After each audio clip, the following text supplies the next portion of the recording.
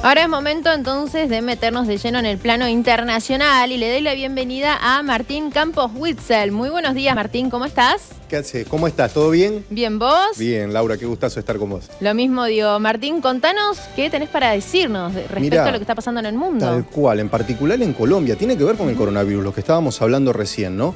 Colombia viene complicada también con el tema de los contagios y ya está pensando en una tercera ola. Y de cara a eso, el presidente Iván Duque tomó numerosas medidas para restringir la movilidad y evitar ese tercer pico doloroso de la pandemia de coronavirus. Así fue que Iván Duque anunció una serie de recomendaciones a las autoridades locales. Son medidas que ya están rigiendo desde las 0 horas de hoy hasta las 0 horas del 19 de abril. Varían según el nivel de ocupación de las unidades de cuidados intensivos de cada ciudad. Eso es interesante, ¿no? Depende de cómo vengan las camas de terapia intensiva, van a ser tal o cual medida. Y en el caso más extremo, contemplan la restricción de la movilidad entre las 6 de la tarde y las 5 de la mañana en aquellos lugares donde la ocupación sea superior al 85%.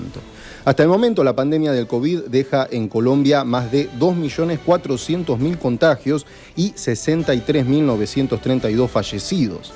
Duque puntualizó que las recomendaciones permiten en todo momento el tránsito de personas y vehículos que para su retorno se movilicen en las fechas señaladas. Además, aclaró que no queda prohibida la venta de bebidas alcohólicas, tampoco el consumo en restaurantes, tampoco la comercialización de estas bebidas o de los restaurantes a través de plataformas digitales con envío a domicilio.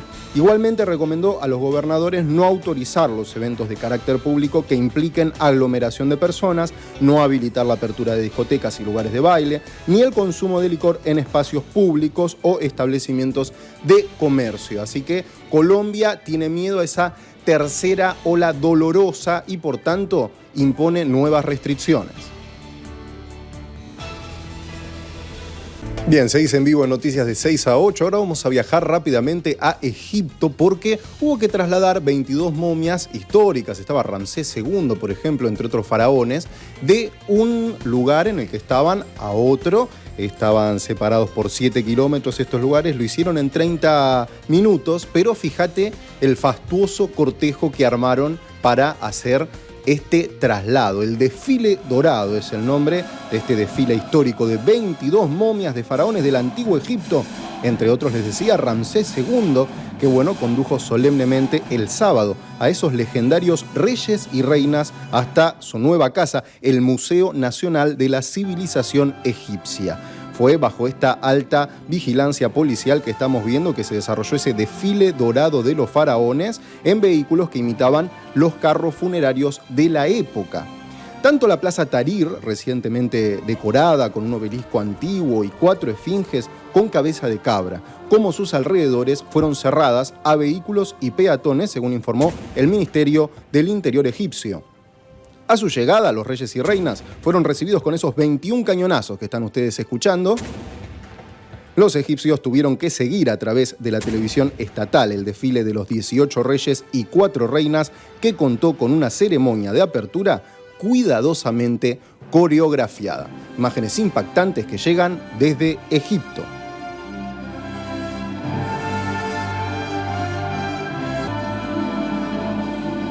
Vamos a desplazarnos ahora hasta México. El 30 de junio se van a cumplir 7 años de la masacre de Tlatlaya. 22 civiles habían muerto a manos de militares. Y resulta que ahora vuelven a detener a militares mexicanos que habían estado involucrados en esta masacre, que ya habían sido absueltos. Las autoridades mexicanas parecen avanzar con la rendición de cuentas de los presuntos responsables de esa famosa matanza de Tlatlaya.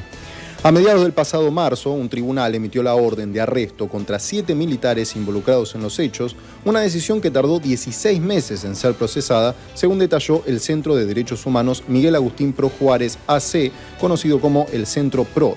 El titular unitario tuvo que ordenar que se girara orden de reaprehensión contra los militares. Esta orden permaneció sin cumplirse por 16 meses, denunció una ONG.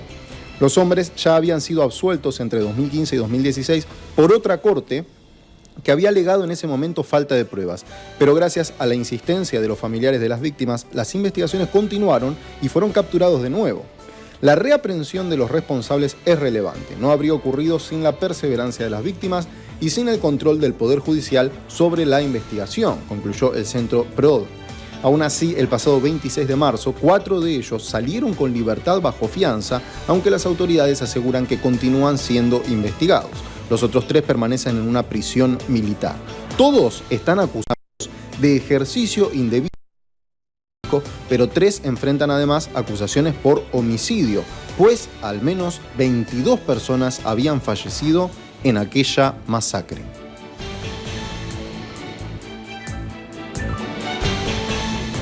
Bien, vamos ahora a desplazarnos también por tema coronavirus a Río de Janeiro, en el noreste de Brasil, porque allí se prorrogaron las medidas, las restricciones que había. Esto debido a que Brasil se está encontrando en la fase más dura de la pandemia. Fue así que entonces la ciudad de Río de Janeiro anunció una prórroga parcial de las medidas contra el coronavirus adoptadas hace 2 semanas, en momentos, como decíamos, en que Brasil no la está pasando bien. Las medidas para restringir al máximo los desplazamientos debían relajarse el próximo domingo, pero el alcalde Eduardo Paes decidió ampliar los plazos de algunas de ellas debido a que el riesgo de transmisión del virus sigue muy alto en la ciudad y atención a la ocupación de camas de terapia intensiva que está por encima del 90% en Río de Janeiro. Las escuelas volverán a abrir de forma administrativa en el día de hoy y presencial el martes. El comercio no esencial, bares y restaurantes, cines, museos y teatros no van a poder volver a funcionar hasta el viernes y luego lo van a hacer de nuevo, pero con horarios restringidos. Así está entonces la situación en Río de Janeiro, muy complicada, más del 90% de camas de terapia intensiva ocupadas y prórroga en las restricciones.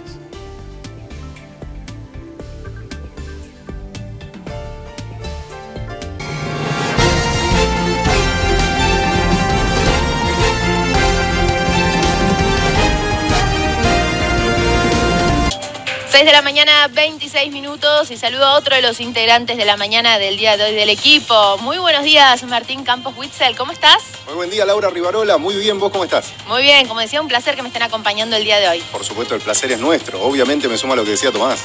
Así me gusta. Así es, vamos a ir con todo. Contanos. No todo es coronavirus, vamos a viajar un poquito hacia el este de Europa, la península de los Balcanes, al 15º país más grande de la Unión Europea, estamos hablando de Bulgaria, porque allí se encontraron estas monedas que están viendo, 600 monedas del siglo III. Un gran conjunto de monedas de la época romana fue descubierto por arqueólogos en la ciudad búlgara de Plovdiv, según informó el portal Archaeology in Bulgaria. Según se detalla, el tesoro, que contiene alrededor de 600 monedas de plata de entre los siglos I y III, fue hallado junto con un esqueleto parcialmente conservado en un edificio de Filipópolis, que es como se conocía esa ciudad en la antigüedad. El edificio habría sido quemado durante una de las invasiones bárbaras en el Imperio Romano en los años entre 249 y 253. La vasta colección ahora es exhibida por el Instituto y Museo Nacional de Arqueología de Bulgaria. Incluye monedas acuñadas bajo todos los emperadores y emperatrices consortes entre Antonino Pío, del 138 al 161, y Filipo el Árabe, que gobernó entre 244 y 249. Asimismo, junto con otros hallazgos, ayuda a entender el pasado de esta región. Unas declaraciones decían: el tesoro cuenta una historia interesante sobre el destino de Plovdiv de hoy y sobre un residente de la casa respectiva que escondió apresuradamente alrededor de 600 monedas de plata en una bolsa durante un ataque, así como del incendio de su casa a mediados del siglo III. El hallazgo en cuestión puede estar relacionado con los datos históricos sobre la quema de la ciudad por los godos durante ese periodo. Esto lo había explicado el arqueólogo Kamen Boyaziev. Fíjate si no las habrá escondido bien, que la encontramos recién ahora, ¿no? Exactamente. La invasión que había sucedido en esos años, entre el 249 y el 253, fue el primer gran evento de este tipo que ocurrió en la historia romana. En la guerra que se desarrolló en el este de los Balcanes participaron unos 70.000 godos liderados por el rey Niva. El asedio y saqueo de Filipópolis, hoy llamada Plovdiv, ocurrido en 250 o 251 en ese año, fue el episodio central de ese conflicto. Así que bien escondidas las monedas, recién ahora se encontraron unas 600 monedas de plata que estaban ahí guardadas probablemente desde el siglo III.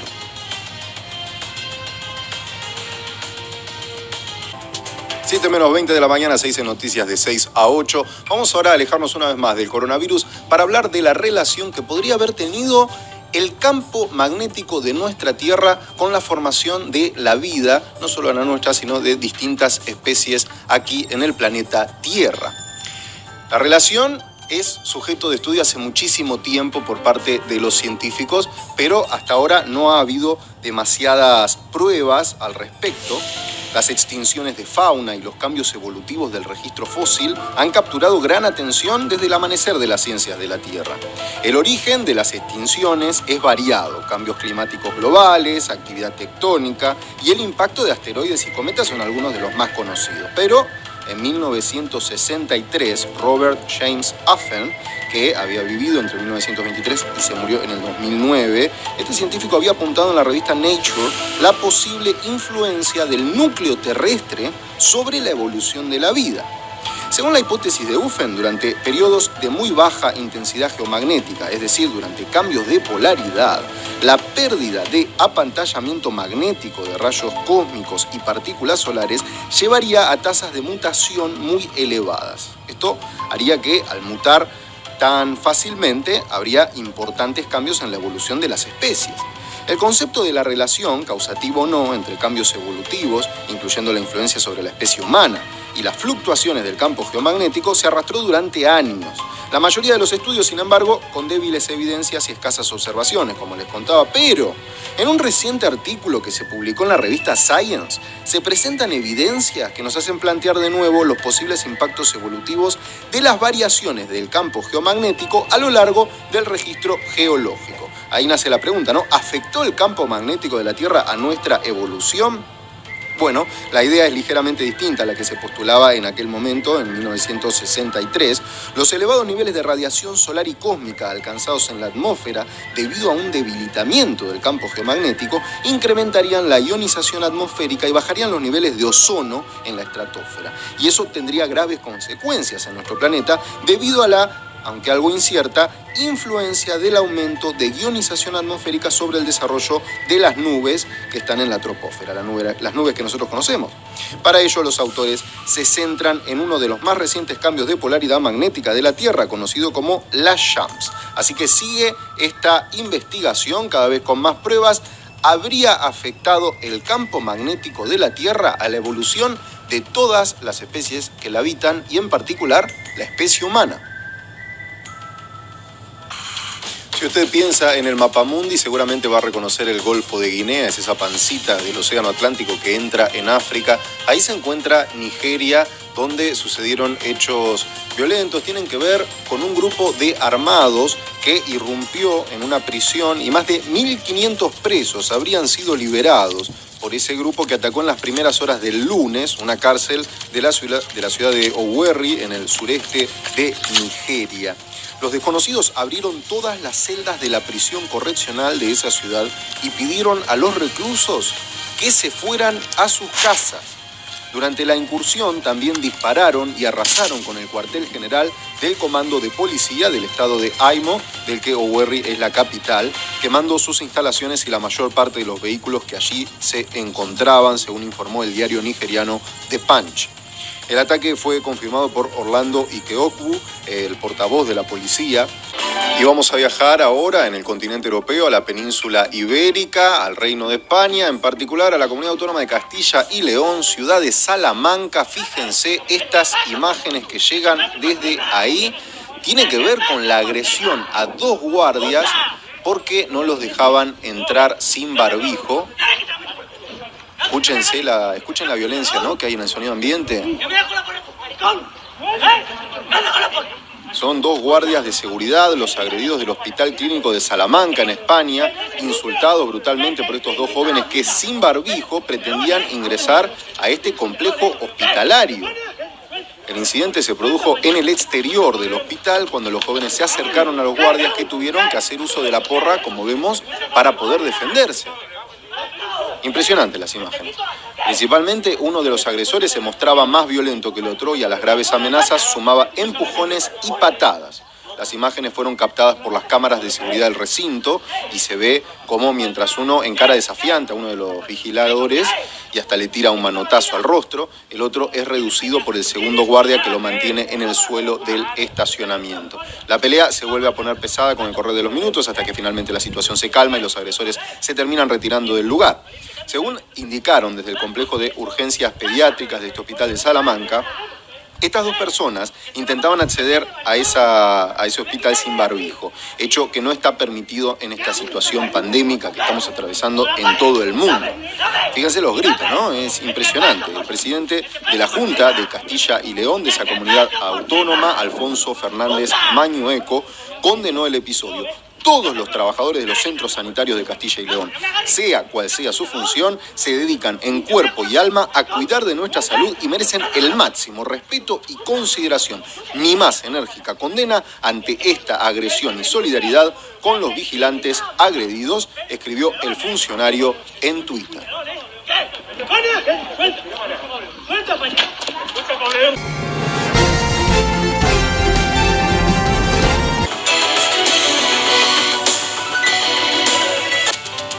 6 de la mañana, 35 minutos. Tenemos mucha más información para compartir y por eso vamos a saludar a otro integrante de este equipo que es Martín Campos Witzel.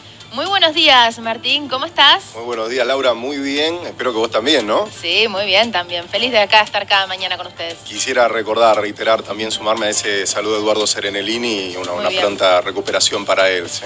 Vamos a hablar justamente del coronavirus, retomamos el tema de Venezuela que estábamos hablando hace muy poquito. Hay que comparar un poquito las cifras porque la verdad llama mucho la atención. Nosotros tenemos unos 56.000 fallecidos, venimos sumando, ¿no? Y el último parte de contagios es de 20.000. Pero atención, porque Venezuela informó que ayer tuvo solo 16 fallecidos, 1.400 contagios contra los 20.000 nuestros, y la atención llama a las muertes, el total de muertes, nosotros 56.000, ellos tan solo 1.678. La población es apenas 10 millones menor que la nuestra. Y esto hace que la organización no gubernamental Médicos Unidos de Venezuela ahora publicara un reporte a través de su cuenta de Twitter donde ellos informan que reciben los detalles de 18 nuevos fallecimientos del personal de salud con criterios de COVID-19. Mientras, recordamos, ayer el régimen solo informaba 16 fallecimientos. Esa organización explica que con esta cifra se llega a un total de 442 trabajadores de la salud que fallecieron por esta enfermedad, mientras que el gobierno dice que en total, en toda la pandemia, en toda la población murieron tan solo 1.678 personas. Entonces son llamativas las cifras. En el reporte entonces de esta organización se aprecian los nombres, cargos y los estados venezolanos de donde eran habitantes esos trabajadores de la salud fallecidos hasta la fecha.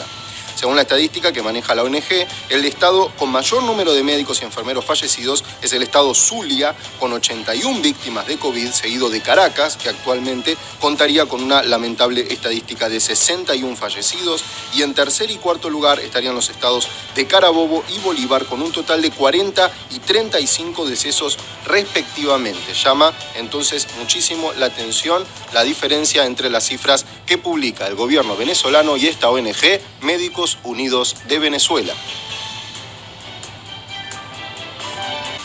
Bien, seguís en Noticias de 6 a 8 y seguro te vas a acordar la historia de las vacunas de AstraZeneca que se iban a producir aquí en el país y se iban a envasar en México. Luego México tuvo algún problema porque no recibió unos filtros, un insumo que necesitaba que venía desde Estados Unidos, porque Estados Unidos había restringido la exportación de algunos bienes esenciales. Ahí lo estás viendo. Ahora Biden destrabó la llegada de esos insumos. Vamos a ver en general cómo es la historia, porque la decisión que ahora toma el presidente estadounidense Joe Biden permite que las vacunas de Oxford AstraZeneca con materia prima elaborada acá en nuestro país se envase en Estados Unidos, después de que la previsión de llevar adelante el proceso en México se había trabado por la falta de esos filtros producidos en Estados Unidos. Se anticipa que en 2 semanas ya estarían listas para enviar unas 900.000 dosis envasadas con algunos de los componentes producidos en la planta que mAbxience tiene en la provincia de Buenos Aires, que ahora van a ser fraccionadas y envasadas en el laboratorio Albany Molecular Research, de Albuquerque, en Nuevo México, en Estados Unidos. El laboratorio mexicano Liomont, que originalmente iba a envasar las vacunas, no pudo conseguir esos filtros necesarios de vidrio con perforaciones microscópicas que se fabrican en los Estados Unidos porque, bueno, en la actualidad sostenían una exportación regulada por Donald Trump que impedía la venta al extranjero de productos considerados indispensables para la defensa de los Estados Unidos. El laboratorio argentino finalmente envió a Estados Unidos los primeros 2 lotes de producción que habilitarían el envasado de más o menos de 12 millones de vacunas que luego van a ser distribuidos por América Latina en el marco de un acuerdo con la Fundación Slim, que garantiza la distribución a los países de Latinoamérica con un costo de $4 por unidad. De esa producción, ahí vienen las 900.000 dosis que serían para nuestro país.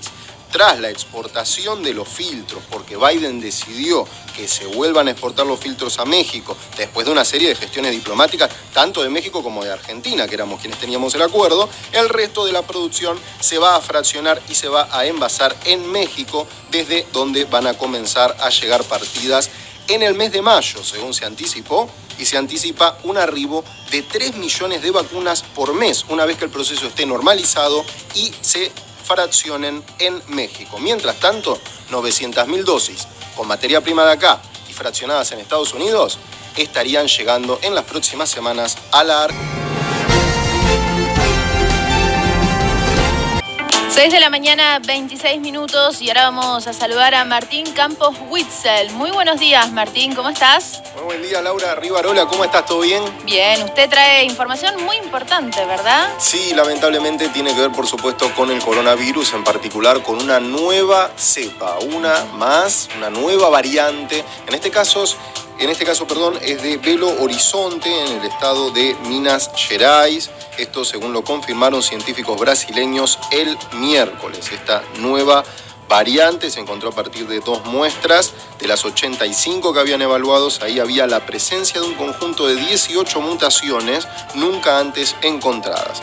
Todavía no se sabe si la variante tiene mayor transmisibilidad o es más agresiva en el paciente. El estudio fue realizado por el Instituto de Ciencias Biológicas de la Universidad Federal de Minas Gerais y el sector de investigación y desarrollo del Grupo Pardini, en colaboración con el Laboratorio de Virología Molecular de la Universidad Federal de Río de Janeiro y el Ayuntamiento de Belo Horizonte. El equipo analizó 85 muestras del virus SARS-CoV-2 que causa el COVID, recolectadas entre el 28 de octubre del 2020 y el 15 de marzo de este año, usando el método de diagnóstico RT-PCR. Todos son de la región metropolitana de Belo Horizonte y se han identificado 2 nuevos genomas con mutaciones todavía no descritas, es decir, muestras de una posible nueva variante del coronavirus que todavía no se había encontrado. Los resultados mostraron un aumento además en las variantes P1, P2 y B117. Así que nueva variante, a partir de estas mutaciones que se encontraron, nueva variante ahora sería la de Belo Horizonte, la de Minas Gerais. Gracias, Martín. A vos.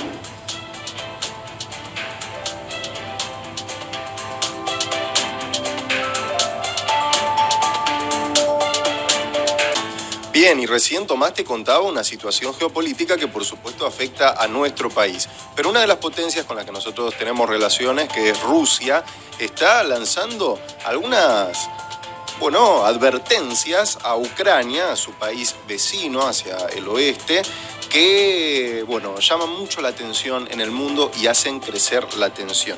Tienen que ver con una historia que no empieza ahora, ¿no? Ucrania hace tiempo que se está acercando más hacia el oeste, hacia la Unión Europea, hacia la OTAN, la Organización del Tratado del Atlántico Norte, y esto a Rusia hace mucho que le molesta. Por eso los últimos 10, 15 años de la historia de Ucrania vienen marcados por esta molestia entre el este, entre Rusia, su principal socio comercial en muchas cosas, y entre el oeste. Ahora, si continúa su proceso de adhesión a la OTAN, la situación en el Donbass se va a agravar.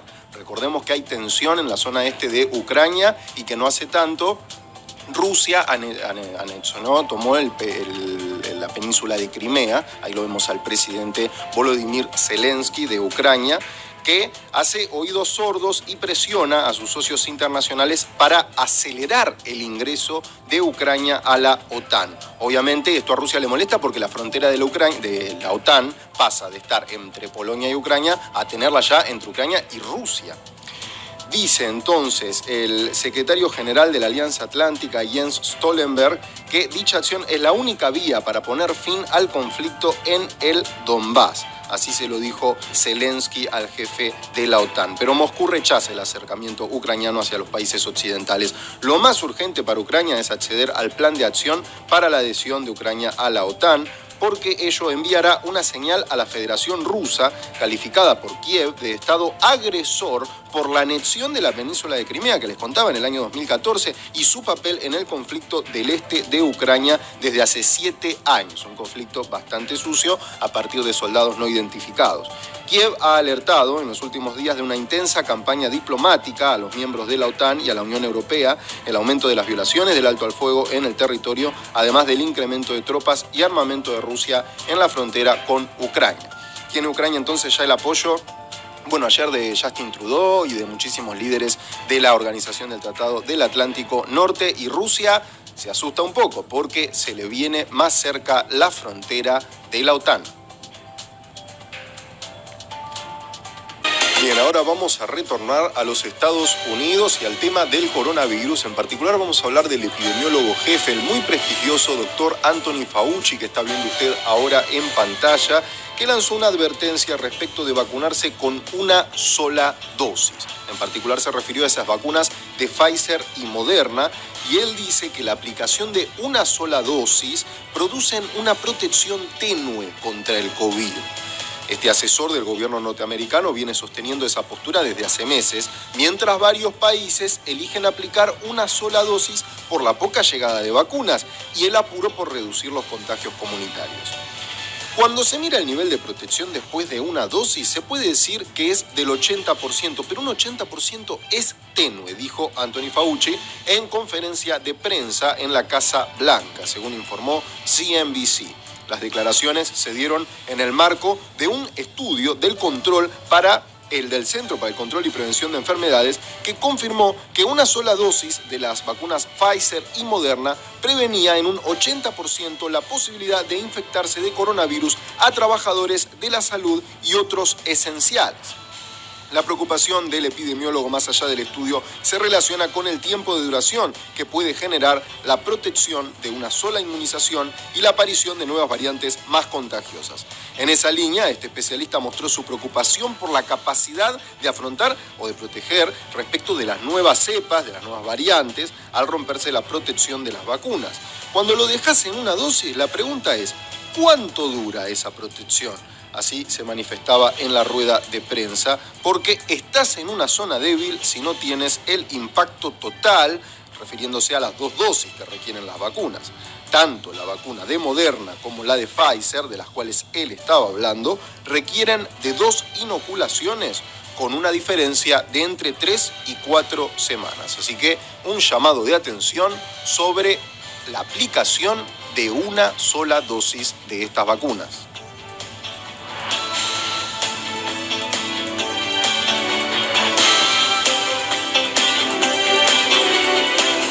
7:15 de la mañana, te seguís informando en noticias de 6 a 8. Vamos a hablar ahora de la segunda vacuna rusa, la Epivac Corona, que tendría una efectividad del 94%, según lo aseguró el centro Vector, que es el fabricante, ¿no? En personas mayores lograría esa eficacia del 94% y proporcionaría inmunidad durante al menos un año. Lo dijo el miércoles Alexander Semyonov, director del Centro Nacional de Investigación de Virología y Biotecnología Vector, que es el fabricante de este preparado. El empleo de la vacuna genera anticuerpos eficaces en el 94% de los casos y en el resto protege de un desarrollo grave de la infección, dijo Semyonov. La Agencia Rusa de Defensa al Consumidor, que actúa como regulador sanitario, precisó que ese porcentaje de eficacia de la Epivac Corona se ha establecido en pruebas clínicas con personas mayores de 60 años. Funciona contra todas las variantes conocidas, contra la británica, la sudamericana y la sudafricana, así lo dijo Semyonov. La vacuna, añadió, puede modificarse rápidamente para ser empleada contra las nuevas variantes que aparezcan del coronavirus causante de la enfermedad del COVID-19. El científico aseguró que la Epivac Corona proporciona inmunidad contra el coronavirus durante 1 año y, teóricamente, deben ser 2 años. Esas son las declaraciones que llegan desde Rusia respecto de la segunda vacuna, la Epivac Corona.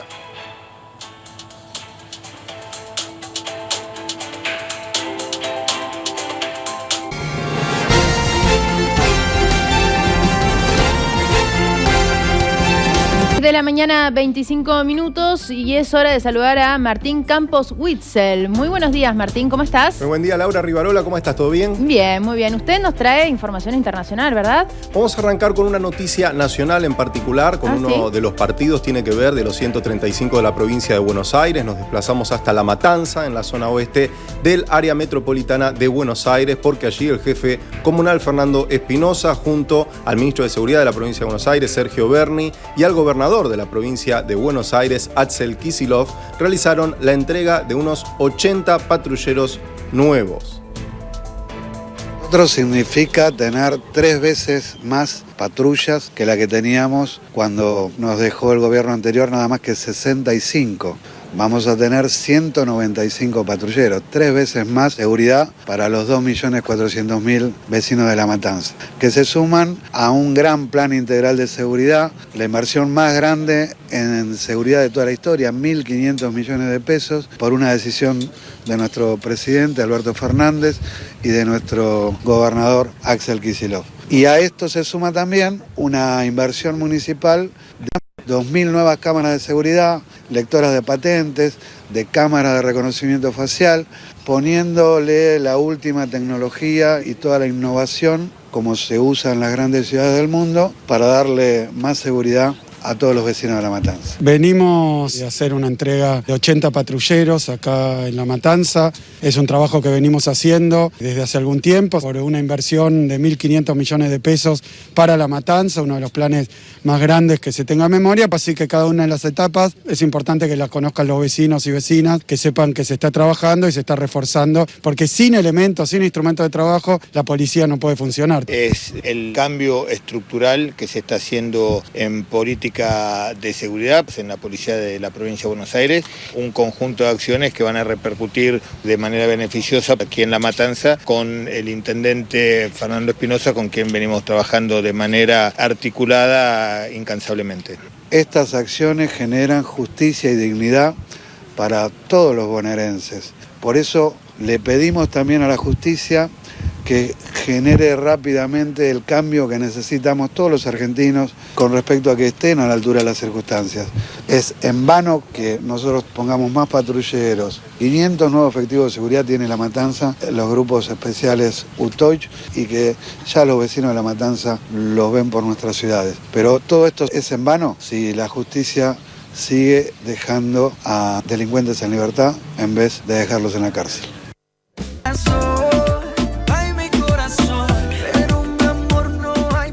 En vivo en Noticias de 6 a 8. En los títulos hablábamos de cómo está la situación epidemiológica internacional. Vamos ahora a viajar hasta el Mar Caribe, a la América Insular, en particular a la República de Cuba, donde un estudio apunta que 5 variantes del coronavirus están circulando en la isla. El estudio realizado en Cuba detectó la circulación de 5 variantes genéticas y 6 patrones de mutación del SARS-CoV-2, entre ellas la sudafricana y la británica, que están consideradas altamente contagiosas, según publicaron en el día de ayer los medios oficiales. Según el documento elaborado por una docena de instituciones científicas cubanas, entre marzo y septiembre del 2020, la variante predominante en la isla fue la D614G, derivada del original de Wuhan, pero entre finales de 2020 y finales de marzo de este año se hallaron 5 variantes genéticas y 6 patrones de mutación. Por su parte, la directora de Investigación, Diagnóstico y Referencia del Instituto Pedro Courí de Medicina Tropical, María Guadalupe Guzmán, explicó durante la exposición de este estudio que el incremento en las variantes inicialmente se había detectado en viajeros que llegaban al país, pero paulatinamente se extendió ya a casos autóctonos con circulación comunitaria. De esa forma, la variante D614G que había en un principio fue reduciendo su presencia, a la vez que aumentó la presencia de las variantes californiana y sudafricana, esta última detectada en el país en enero pasado, así indicó esta experta. Dentro de la isla, las provincias con mayor número de variantes y patrones son las provincias occidentales de La Habana, Mayabeque y Pinar del Río. Señaló la científica que aunque en Cuba todavía predomina esa D614G, las otras variantes presentes muestran una ventaja evolutiva que puede llevar a que eventualmente se conviertan en las más extendidas. Sobre todo hablan de que es más peligrosa la sudafricana. El hecho de que estas variantes sean más contagiosas podría explicar además el incremento de casos que se produjo en el último mes en Cuba, sostuvo Guzmán. La información se difundió anoche durante una reunión gubernamental en la que también se aprobaron nuevas medidas para tratar de controlar la tercera ola de contagios que atraviesa el país y que en la última semana ha sumado más de 1.000 casos diarios. Así que alerta también aquí en Sudamérica respecto de las otras variantes del coronavirus más contagiosas.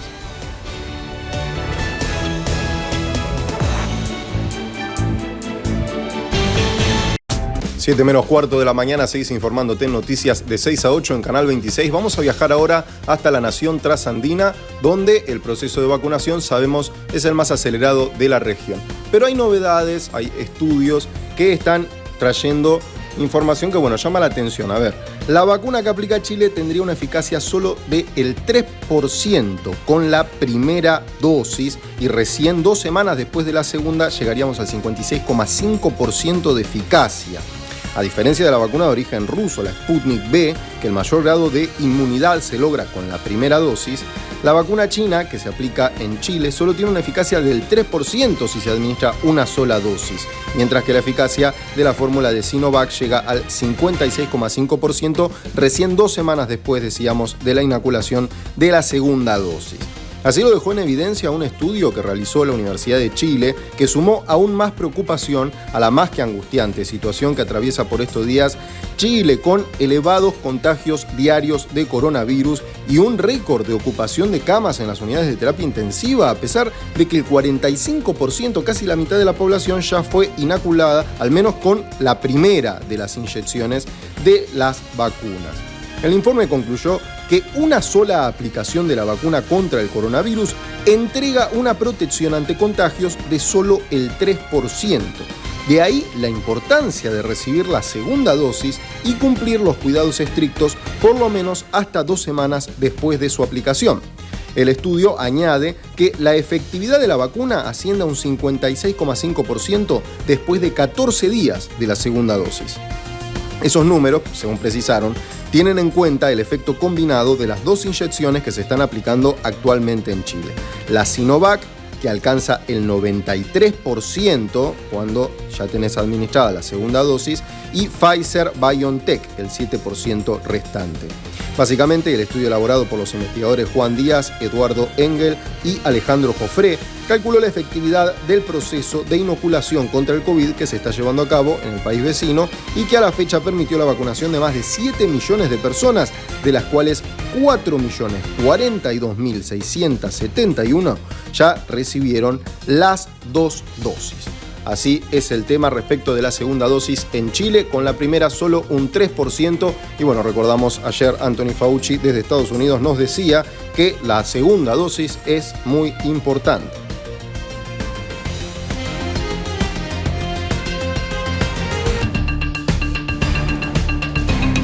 Bien, 7:11 de la mañana, estás en Noticias de 6 a 8 en Canal 26. En los títulos te adelantaba Laura Rivarola el tema de la situación con el coronavirus en el Reino Unido, porque el concepto de la inmunidad de rebaño es ahora uno que prácticamente conocemos en todo el mundo, porque todos quisiéramos llegar, pero parece que va a ser una realidad el próximo lunes 12 de abril en el Reino Unido. Un país muy avanzado en la campaña de vacunación, siendo también pionero en comenzar a inocular las dosis. Para esa fecha se alcanzaría el 73,4% de la población inmunizada.